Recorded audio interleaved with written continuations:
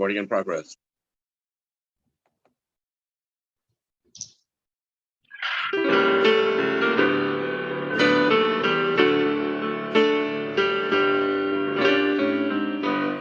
Lift every voice and sing till earth and heaven ring with the harmonies of liberty. Let our rejoicing rise high as the listening skies. Let it resound loud as the rolling sea. Sing a song full of the faith that the dark past has taught us. Sing a song full of the hope that the present has brought us. Facing the rising sun of a new day begun, let us march on till victory is won. Stormy the road we trod, bitter the chasing blood, felt in the days when hope unborn had died. Yet with a steady beat and not a weary feet, come to the place for which our parents sighed. We have come over a way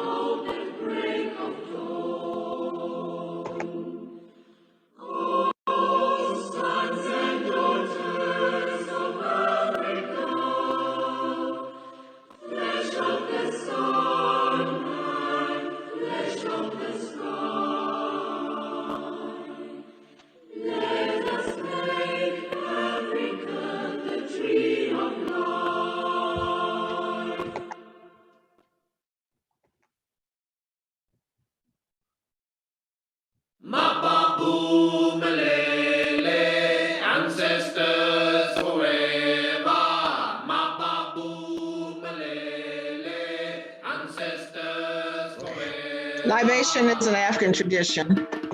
We pour libation in this space as a way of honoring our Most High God and remembering those whose shoulders we stand upon. This is a call and response ritual, and we ask you, as I read the statements to the left, that you respond simply with Ashe or some affirmative statement that is significant to you. We use water to pour into a plant, into the rich soil, water the elixir of life. And we begin by pouring libation for the great Almighty God of all creation, our provider, healer, protector, miracle worker, restorer, redeemer of lost time and stolen legacy. Pour libation for the God, our releaser of secret treasures and the deep mysteries of heaven. Ashe. You can unmute to respond.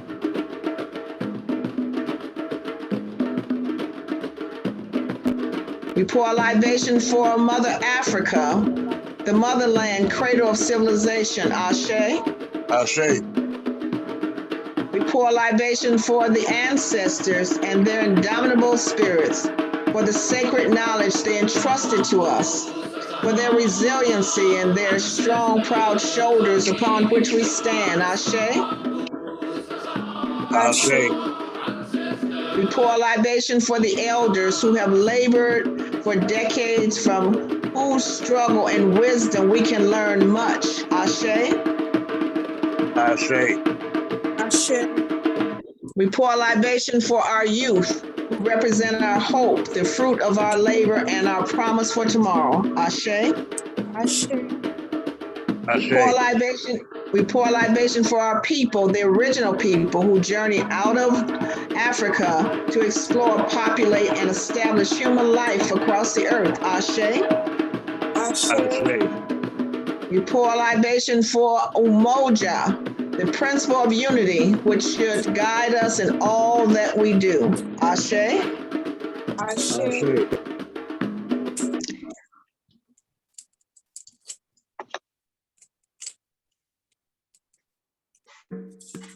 The story of Ubuntu.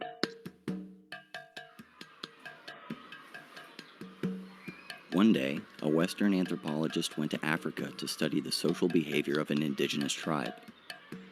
He proposed a game to the children, and they willingly agreed to be part of it. He put a basket filled with fruits underneath a tree and made the children stand 100 meters away. Then announced that whoever could reach the basket first would win the whole basket and could eat all the fruits by him or herself. He lined them all up, raised his hand to give the start signal. Ready, set, go.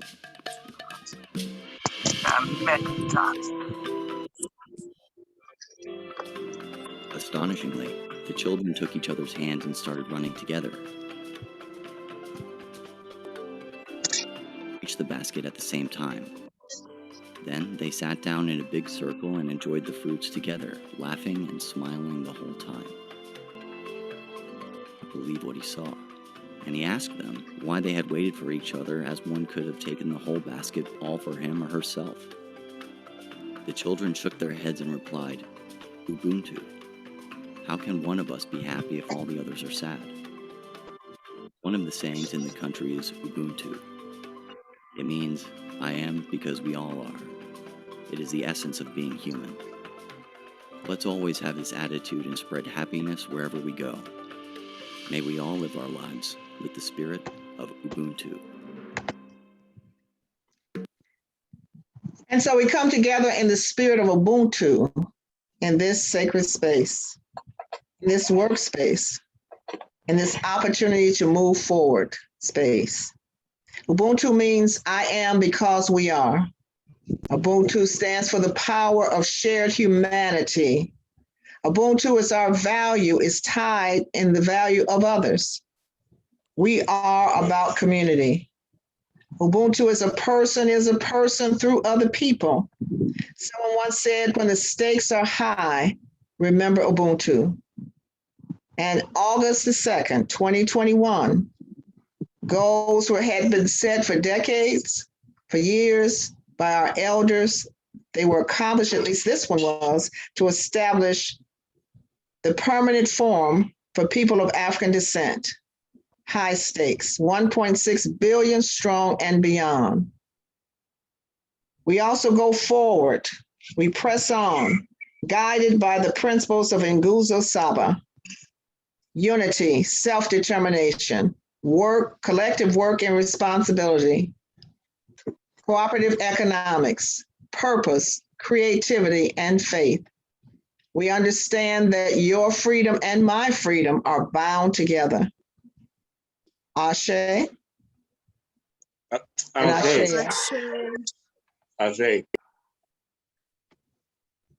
And so we take a look briefly at the goals that are set before us, the journey that's been set before us, and the things that we really need to come together and work on. The United Nations is an organization with goals of peace and sustainable development around the world. Their mission is huge, but we're breaking it down in 2 minutes. 17 sustainable development goals. Let's get to them, cause the more you know. Look, in some corners of the world today, people are living on $1 a day. Hey, that's not how it ought to be. So goal 1, eliminate poverty. And goal 2, root out hunger across the globe. There's 800 million people hungry if you want to know. Number 3 is health and well-being, and getting people the health care that they need in. Learning in school are the harder goal for. Education opens up minds and doors. Goal number 5 is empower girls and women so they can have the same rights that men are given.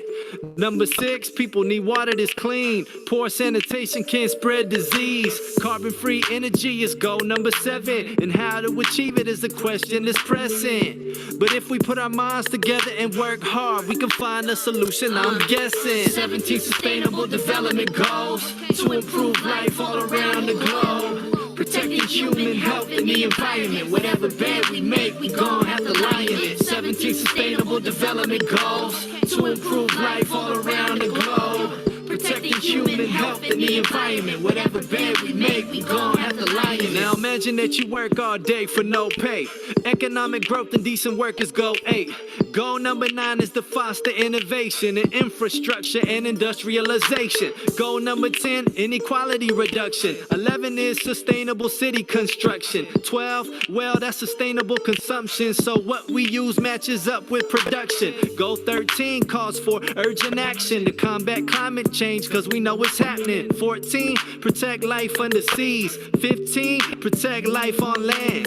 Goal 16 is for peace and justice. All over the planet, they're in high demand. And the final goal, number 17, is the critical factor, the heart of the machine. It's the strength in the way we achieve these goals of sustainable development around the globe. Yo, 17 sustainable development goals to improve life all around the globe. Protecting human health and the environment. Whatever bed we make, we gon' have to lie in it. 17 sustainable development goals to improve life all around the globe. Protecting human health and the environment. Whatever bed we make, we gon' have to lie in it. So, brothers and sisters, the bed we make, we will have to lie in it. And so at this time, I will bring to you, I don't see our chairman, so I'll turn it over to Prince Andrew. Well, thank you so very much. This is Andrew Williams, Jr., and I welcome you here on behalf of the Friends of the African Union, Bermuda Americas Bureau. We were founded in 2012, and we were the ones that introduced a social contract called the Kwanzaa Accord that first the Congress of African People endorsed, and then the Friends of the African Union endorsed. The intent was for us to align our efforts with those on the African continent in their Agenda 2063. So the idea was that we would take 7 days, normally celebrated at the end of the year for Kwanzaa, and take those principles 7 days a week for 7 cycles of 7 years. When we launched this in 2012, 2013, that would align us with the African Union's Agenda 2063. So before I proceed, we do have a special guest from Africa, His Excellency Sharif El-Dey. It is, of course, much later there. So I ask if he has any words he'd like to share with us. If so, now's that time. Thank you.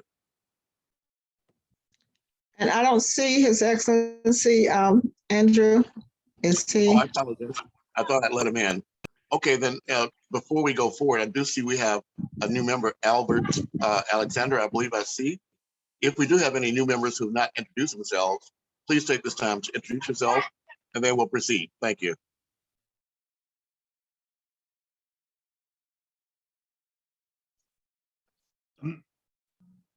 Andrew, can I talk for a moment? Of course, John. And I see that's Albert Anu, not Alexander. Yes, John, go right ahead. Thank you. Okay. And this is Albert Anu from the Samoan nation. He's been on the calls before. So I'm sure if he wants to say things, he's not shy, he'll jump in. So he's been on calls before. Okay. Well, thank you so very much.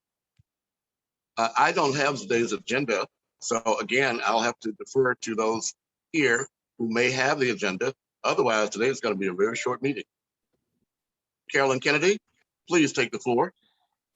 And His Excellency, Sharif Valde is coming in. He's in, as well as Guy is here from UNESCO. And I will mute and turn it over to Sister Carolyn.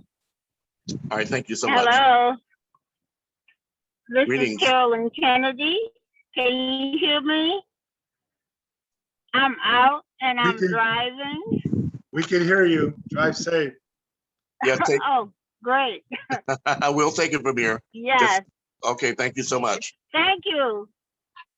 Okay, His Excellency Sharif Valde, if you're in, again, please take the floor. If not, then Guy Jogan. We're going to have a UNESCO meeting today. Sharif Valde, are you there? Yes, sir, I am. Please take the floor and share with us any of your thoughts and ideas, inspirations, and action plans. Floor is yours.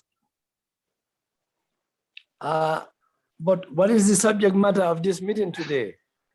The subject matter of every meeting is Kujat Kuluya, ways we can provide self-determination for ourselves, our family, and our community. That is the theme that we're working on for the entire year, not just today, but just in terms of that.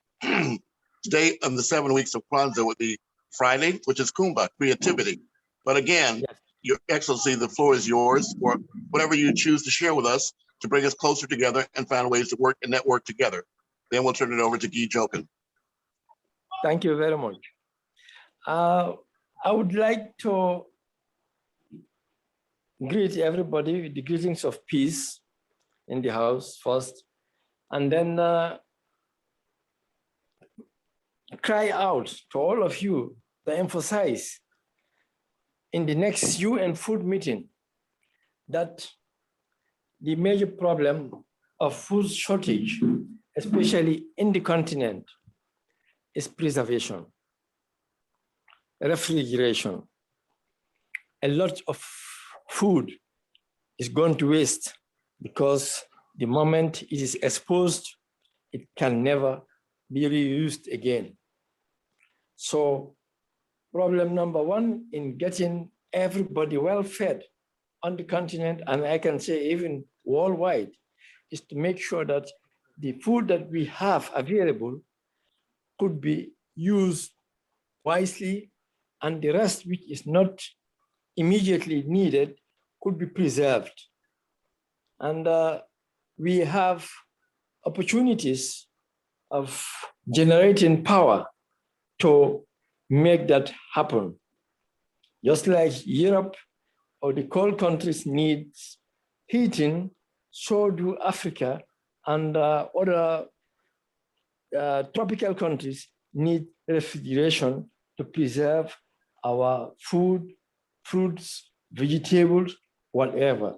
And we have enough resources also, renewable energy, and also very energy efficient combustible fuels like solid hydrogen to power electricity that could help us preserve these foods. And we need everybody's talent, knowledge, technology to come on board and help save humanity. We have enough to eat, but there isn't enough at the same time because most of them goes to waste. Thank you very much. Your Excellency, I have a question, and it may seem a little bit naive, so please be patient with me. And that my grandparents, great-grandparents didn't have, I know that we're in a technological world, and I know that we're going to stay in a technological world.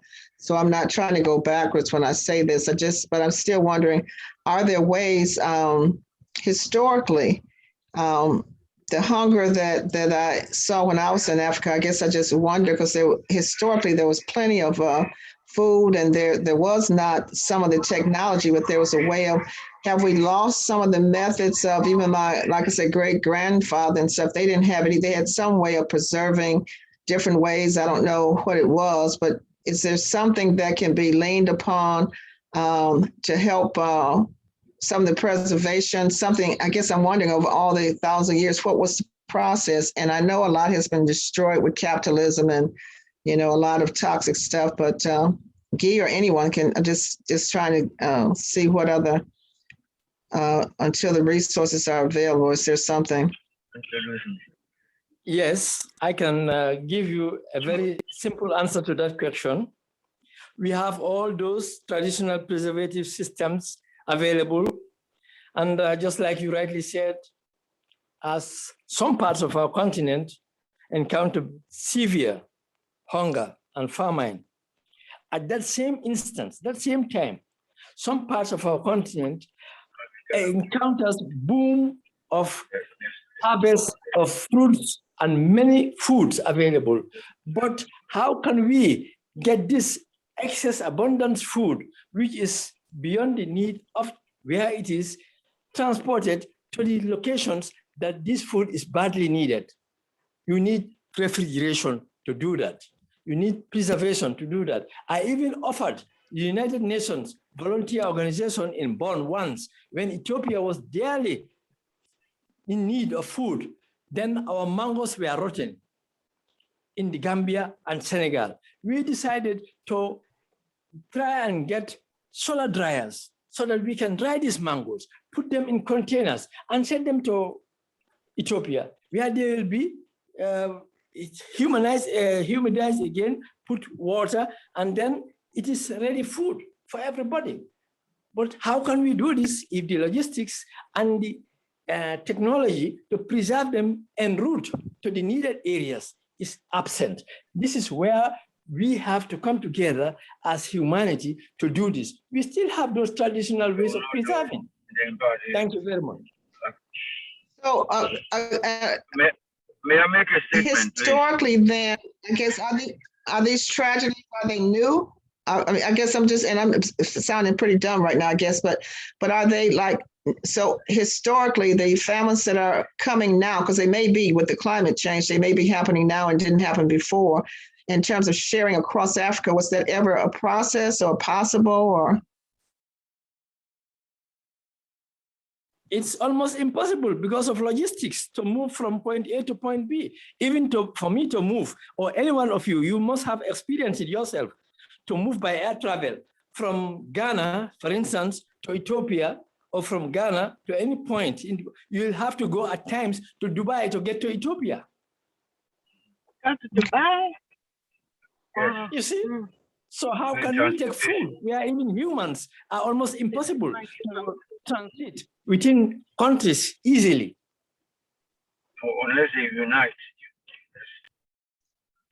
Are you going to talk? Muted. Carolyn, you're not muted. Hello? You're not muted? Yeah, you guys aren't muted. Okay, thank you. I hope that answers your question. I hope that answers your question. That's fine. I just wonder, because I was thinking of the years that Africa has been there. I didn't know of the hunger. I thought about some of the capitalism. I saw one video years ago that was done in Benin, and how the big oil companies had come through and run pipes and destroyed the land, and they couldn't grow any for 1,000 years. So they were starving because of the commerce, not as part of a historical thing. So I guess I always thought of Africa as a place that had plenty or had some kind of a way to. I just didn't historically hear of some of these until colonization. So, but you're saying apparently it has been going on for even before colonization. Yes, it has. Okay. Thank you. My pleasure. You're welcome. Hello, Your Excellency. Hello, everyone. Good evening. Hello, Good Fula. evening. Yes, I'd like to share my little knowledge on this topic. It's a topic that is really close to my heart as well. And I would like to support, sorry, I do not get his name well. His Excellency. Sheriff Balde. Yes, Sheriff, right. I totally agree with you 100% that there is so much that has been done by our ancestors as far as preserving our food through drying, principally. But particularly in Cameroon, what I have noticed, or something that I have been paying attention to, has been the processing of our grains into wine, very local wine, very good. Yes. And Yes. along the years, what has happened is that we are gradually getting out of that. We are putting it aside and embracing the brasseries, the Western produced wine, and we are not building on that indigenous knowledge that we have had along the years.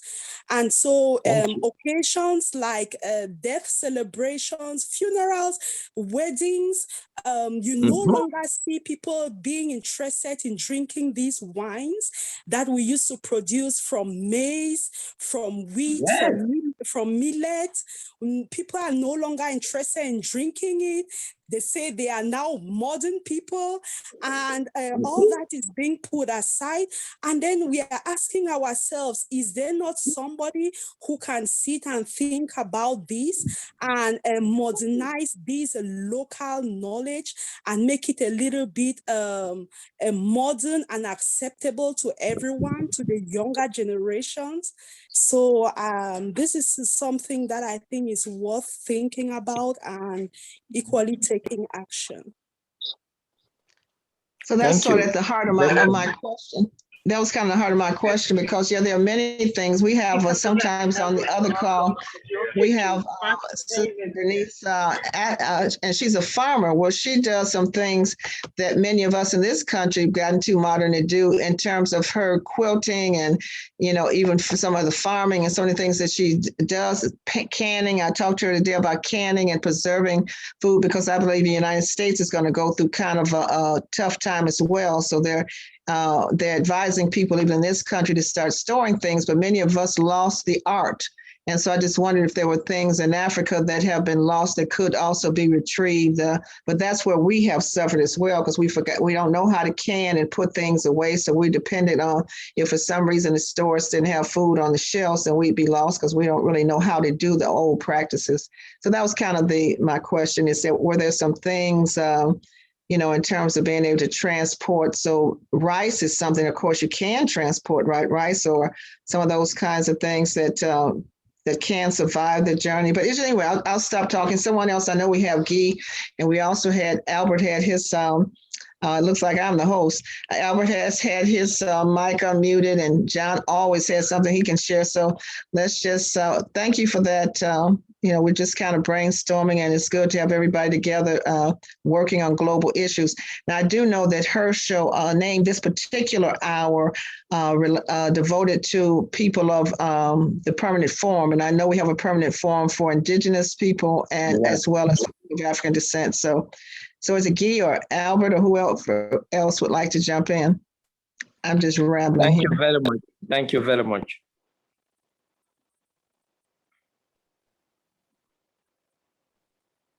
You have to unmute, Albert. Your lips are moving, but He is. Guy. Guy. Okay, thank you so much, my sister. I'm so happy to be back home. I know I've been gone for quite some time. because a lot of travels since I was within the United States. And again, as you know, many of us have so many different hats here. And sometimes we are not able to join, but we are always together in spirit because of the spirituality that bring us together here. So I just want to say thank you about that. In terms of the UNESCO, we don't have any latest news beside the fact that I think this Sunday I'll be joining you, and I'm so happy you called me today to work out the details. Again, to talk about the U.S. Federation of UNESCO Clubs, Centers, and Association, which is part of the world movement. Unfortunately, until now, the U.S. has not returned officially back to UNESCO yet. But within the civil society of UNESCO, there's a lot of people that have faith in what America is all about. Your question earlier today, my sister, got me to think again about something that I think is very dear to me. The native, I'm sorry, John brother Most knows more about that. When I was born in Cameroon, in Africa, and my journey from Africa here, I learned one thing. Once those we call here the colonizers and those who were unquote think that their job was to come and civilize us and civilize us and turn us into bondage, the most important thing they did was to actually put in our mind that we were second-class people. Once they were successful in that, they could go and sleep, and somehow be there to to cover, to protect the masters. When the master is sick, they feel they're more sick, they're sicker than the master, and all that. And that's something that needs to be changed. Until we change that, if you don't change that, things are not going to get better. That's how we have some of the countries in Africa with some of the most valuable resources that actually put their citizens as the poorest, even though they have the resources down there. So we are all working here to bring a solution to that. Okay. And again, I say this once, if we don't stop that colonialism, the mentality that we had, and the change in a very drastic way, and know that we were king and queen. All this civilization was born in the Nile, in the desert Nile, in Egypt, where we have Pharaoh that were looking like you and I. These are some things that we need to go back to that. And the way to do that again is through education, which is one of the pillars of UNESCO. It does not help to come and tell people you are stupid, you did this. No. It's about showing the way with love and compassion and then knowledge. And that's what we are all about. So we'll be moving with the FAU and creating all these UNESCO clubs, centers, and associations to make sure that we provide the tools that are going to free our mind. And so that one day when someone goes back in any place in Africa and say, who discovered this? Someone will tell them, our parents have been here for generations. No, you didn't have an European coming here to discover something that has been next to us, as it's been the case for now. In all the books, we are teaching them that, European came and discovered the things that, have been with us all that. So these are some of the things that as the U.S. Federation of UNESCO Clubs and Associations, we hope to be able to restore the truth, the real history of our people, showing that we once, before we were turned into bondage and enslaved, because they had guns, they came in Africa, were so nice and to open our arms and embracing them, but that you saw that as a weakness. So that is something that it's something that we need to fix. And once we do that, things like our medicine, our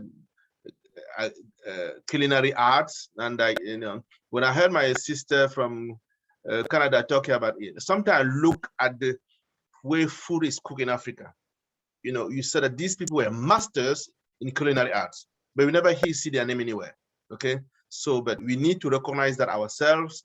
We need to let our young ones know that yes, they have nothing to be ashamed of being, and then so that we can embrace that history. That's the whole message that I'm trying to send. That's what UNESCO clubs, center station we're going to help create here are going to bring the best in our young ones. So that's all I wanted to add tonight. And I want to thank all of you. And yes, I may not be here all the time physically, but we are all together in spirit. Thank you very much. Thank you. And I appreciate everyone that's here again. I wasn't prepared to lead this. Albert had his mic on. Is there something that you would like to share? Otherwise, yeah, we really will be. There's so many topics we could cover, and a lot of them last night. I think it was John Jackson covered a lot of things and a lot of it comes back to education. Because I know, I mean, I didn't grow up in Africa, but I know that, you know, as the cradle of civilization, there's a lot there. There's a lot of resources. There are nutrients there maybe that have not been used before for nutrition, but a matter of science behind some of it to find out what is edible and what has nutrition and that kind of thing. And then I wonder, how did people migrate out of Africa to other parts of the world and go on pilgrimages? And they did the Silk Road that China's working on now. They went all across, you know, this route that they're remaking now. Somehow they had to have a way that they preserved something. I'm just wondering what the ancient ways were, because people did move. They did move across large bodies of land and stuff and sea, and somehow or another, something, but like I said, I know here in the United States it's happened because we didn't have refrigerators when I was first born. We wound up with an ice box with a big chunk of ice. But I know my parents and their parents, they did not. They had, and I wish, but I don't know, you know, because I didn't get it right. They had some way of taking salt or something and having a house or someplace they did that they kept the meat because they killed it at a certain point, and then they, you know, they didn't just they didn't put it in the refrigerator because they didn't have one. So I'm just wondering, we all have lost so much that kept us alive. Some of that I think goes back to education. I don't know. And John, you always have a lot of knowledge and wisdom. And maybe I can ask you some financial questions tonight. But before we do, in terms of Native Americans, how did they do food and travel about? What did they do for food? What kinds of, I know they're dry things, of course, like I said, rice and beans and things like that that might be able to move around. But how do they do? What did they do? Well, thank you. Thank you for feeling I have a lot of good information, which I know I do, but Me too. you know what Native American people call vegetarians? What? Bad hunters. No, in all seriousness, just as, and again, some of these I don't know the exacts, having not lived in Africa, but I know that working with indigenous people all over the world, as I have for 30 years, there's indigenous regions where because of the terrain and the water, etc., people have to adapt. Just as an Indian country, on the Navajo, the Paiute, the so forth, they live more in the desert regions, which may be a little similar to some of the regions in Africa, yet there are, to my understanding, also other regions more like the Congo, etc., that have rainforests and lushness and so forth. So then that has different challenges and food. So again, depending on where you're at, like with the tribes and our oceanic brothers and sisters, learning fish and foods and so forth.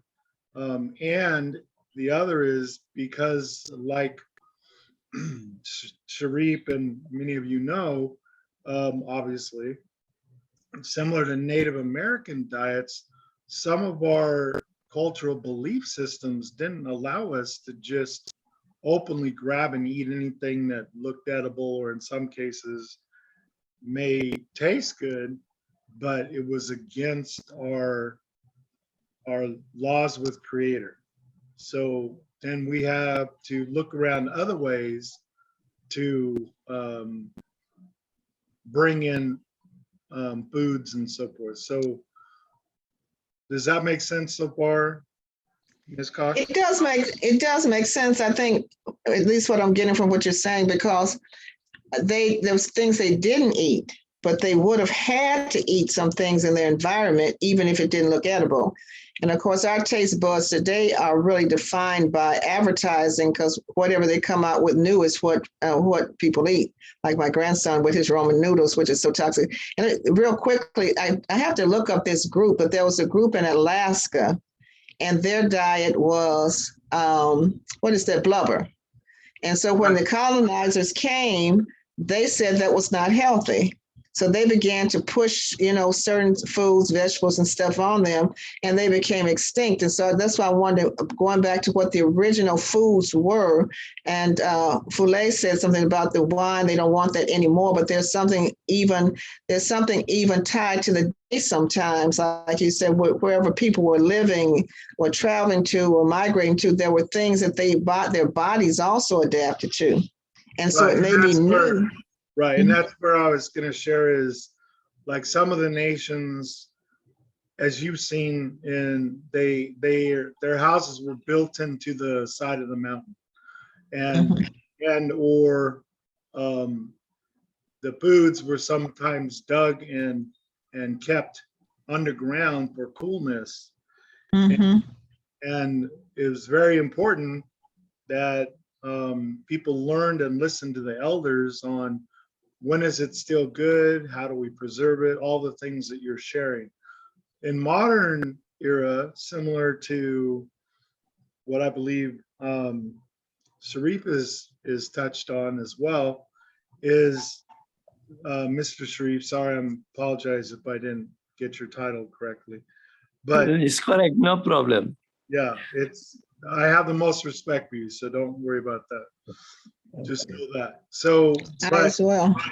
is that getting food from one area or water from one area to another, the transportation and just making sure that it's brought is part of the biggest challenge. And we face that still in Indian country. There are, even right now, the Sioux Rosebud tribe, as an example, has one grocery store for almost 80 miles of their tribal people. So one Native American Indian grocery store isn't enough. And because the products don't get rotated quick enough, then it doesn't have the right shelf life. And then the other is, people wonder, why is this so expensive? And it relates to transportation. Well, if you have to drive a heavy truck over these roads for X amount of time, your product isn't going to be as fresh. And once it gets there, unless there's volumes being bought right away, how do you keep the fair market value of today's world going? And that is part of why we have such high levels of poverty, malnutrition, and again, all of the highest levels of bad health over any race in the United States. It still is happening right now in Indian country overall. Of course, there are, like any area, some regions or areas or tribes that they're doing great. They have plenty. But in a lot of cases, they don't even live any longer around their nations. They typically are doing well enough that they move away. Just like in other communities, they're like, as soon as we can afford to go and get out of this, we're leaving. Well, what does that mean for your culture, your traditions? And I hate to say it, but most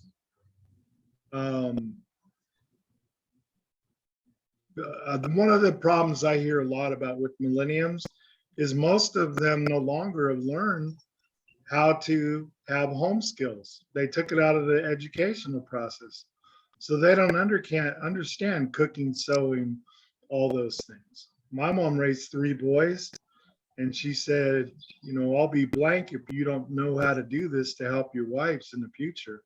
So we knew how to do all that stuff. And myself, I was married 16 years, and my wife was from, an Hispanic family partially, but I still had to teach her how to cook and iron and properly clean, etc. It's just not being taught. So education in the household is most important. And I'm sorry to drag on, but my point is there's a lot of variables, but it starts with the elders impressing upon their children to impress upon the babies that it starts very young because it's generational learning. And when you lose that path, it takes a generation or sometimes more to get those things fixed.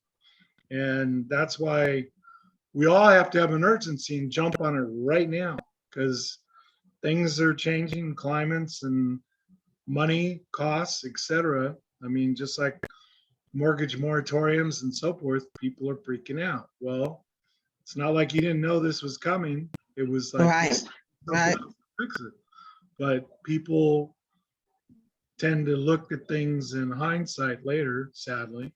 But that's anyway, that in brief, but just one more is when I was in the island of the Caribbean, helping the nations there in Jamaica and so forth, there is poverty, but it's a different kind of poverty than what I saw in the US on urban streets and rural streets to a degree, is there's more than enough food, but like Mr. Sharif has said, in some cases, yes, but how do you get it distributed to the people? And that's where in some of our urban, we have somewhat of a harder time in some ways than some regions might in other countries. But in the Caribbean, they had plenty of fruits and so forth, but they didn't have a lot of, or the meat products that they'd have to bring in for tourism and etc. And a lot of the traditional, they changed their diets from being invaded. So anyway, that's what I want to share. Thanks. No, thank you so much. I think that's really good. And it again goes back to kind of what some others were saying. I'm glad you said it because of the meat. And so the idea they can't get meat because we have the idea we need meat, whereas the colon is not really designed for, well, at least I've read that the colon of animals that eat meat actually are a lot shorter than ours. And so we can live without meat and still be healthy. So some of these things I think is really an education thing. I do understand what His Excellency is saying in terms of, because things have changed. And so you don't have even, there's just a lot of things that change. And even the media, the idea that it has to be a certain way, and letting go of the traditional practices because they're not modern and they don't fit. And we've been westernized, really. So being able to survive. So that's one of my great concerns is that we had 2008, we had 9/11, and there are many predictors that the United States is facing something that could take it to the point of being almost like a third world country. What happens when the United States is not looking like it's going to be able to thrive? And so I wonder that, but anyway, I won't ramble on. I think education is big. I think it's wise for everybody, even in this country. That's why I'm talking to Ms. Bernice to get all the information I can get and try to get some things canned and some things set aside, because the United States does not have some of what many people are thinking it once had. We've been the world reserve currency, I think someone says, since 1945. Other countries who had that status had it for about 200 years or 100 and some years. We've only had it a few years, and yet we're where France and Great Britain and those countries were over a period of 200 years. So we're like, we've gone pretty fast out of that state where we were like King Dollar to a very kind of questionable state, I'll say this to say the least. So, I think that being able to, and I understand the advocacy and, of really advocating to have certain things. I guess I would just suggest that we all have a plan B, because unless you've taken a look at what's happening to the dollar and how they're replacing a lot of cash with bonds, which are IOUs, and some of the places where they think there's money. But I'll leave that one alone because I'm going to have that conversation with John, and he'll help see it. But there are some things happening here that looks like we're just not where we were in 1945, 1950, 1960, 1970, 1980, 1990, 2000. United States is not.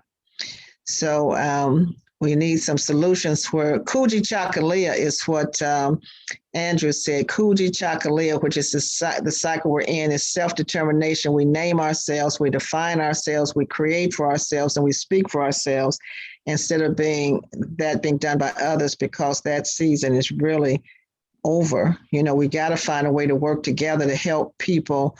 I was on a call before this that really warmed my heart. I was so excited about being on it. It's a way to help people in Haiti because this is their second big earthquake and they're struggling and suffering. And so all over the world, you know, people are needing help and we need to find a way to do it. But it has to be us. It has to be us doing the work and helping each other and figuring out how to.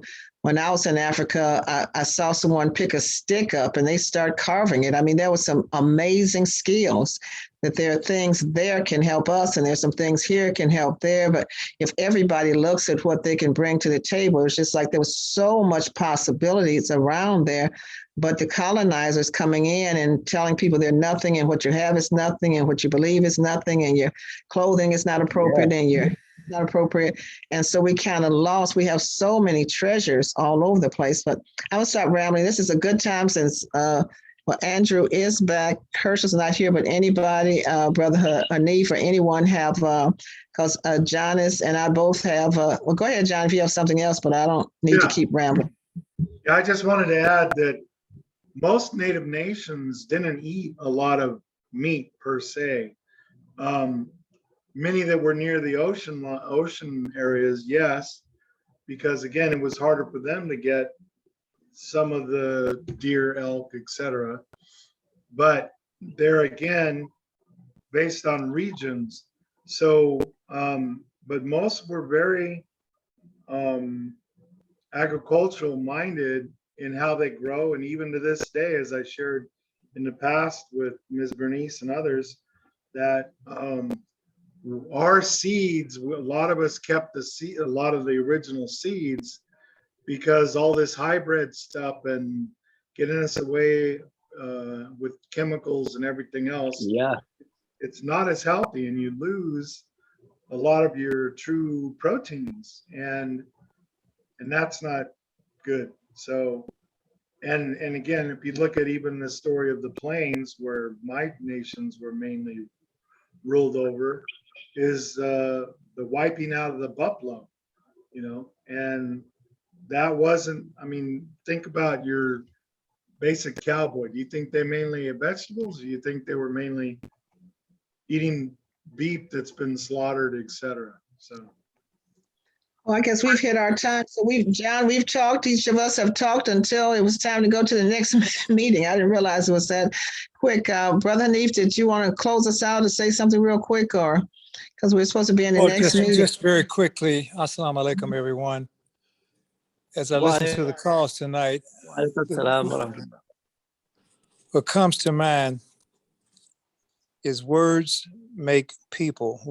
We are an embodiment of words. And the big problem of the world today is the disconnect from the principleness, which is called in my faith Tawheed. The disconnect of the principle of Tawheed. All the systems that make life possible system. And you can take any aspect of that and disconnect it. And those people that take on an artificial word environment in that disconnect, then they are actually left out of what makes life possible and they become artificial. Because to sustain in that disconnect, there has to be a word environment, but the word environment will be an oppressive word environment because those people will be disconnected from their purpose in life. Yes. So what we have to do is reintegrate these systems into the principle of Tawheed. And I don't Yeah. have a lot of time to go into it now, but those are my brief words. Okay. So it says you're closing. We'll make that the closing prayer, or Your Excellency, would you like to do a quick word of prayer? We're supposed to be over on the next meeting, actually 5 minutes ago. I didn't look at the clock, but I'm sorry. Just a short one to Okay. summarize everything.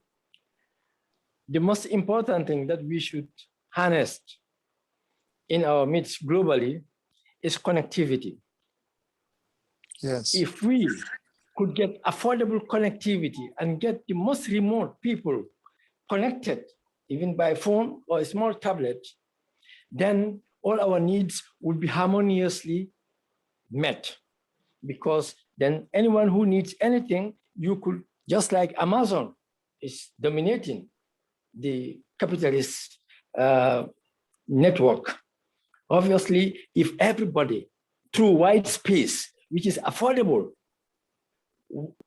wireless broadband to every rural community, and then we can interoperate and supply each other, and there will be no excess supply or less supply.